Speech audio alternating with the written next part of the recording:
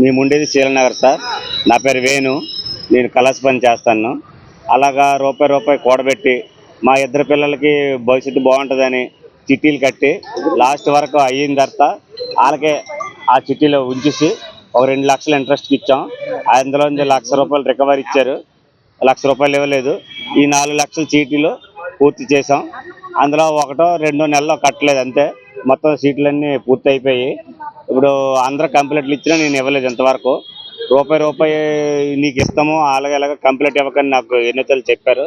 చెప్పిన తర్వాత నేను ఏం చేశానంటే మొన్న ఎవరికి ఇవ్వకపోయినా నాకు ఇస్తారేమో ఆశ మీద నేను సైలెంట్గా ఊరుకున్నాను.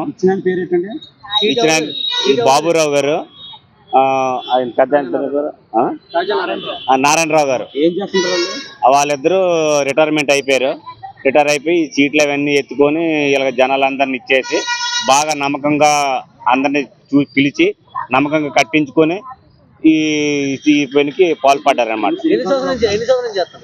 వాళ్ళు 2015-16 నుంచి అలాగ చేస్తాండ్రు. 17 నుంచి. నేనైతే ఈ రోజే వచ్చాను. అది ఇంతవరకు నాకు రేపిస్తాను ఎల్లుండి ఇస్తాను అని చెప్పుకొస్తాను. 3 సంవత్సరాలు 4 సంవత్సరాలు అవుతుంది. 4 సంవత్సరాల నుంచి కరోనా వచ్చిన నుంచి అడుగుతాను. నాకు అమౌంట్ ఇవ్వండి సార్, నా పాపలు చిన్న పాప మెచ్యూర్ టైము, అవి అవి పనసనం కూడా ఉండాలని నేను దాచుకుంటే అప్పుడు ఇదిగో ఇస్తాను అదిగో ఇస్తాను ఇంతవరకు ఇవ్వలేదు. లాస్ట్కి వీళ్ళందరూ వస్తారని నేను ఈరోజు డ్యూటీ పని మానేసి అవతల డ్యూటీకి నాగా కట్టుకొని పర్మిషన్ అడిగి ఈరోజు వస్తే ఉదయం 8 గంటలకు వచ్చాను, 9:30కి వచ్చాను.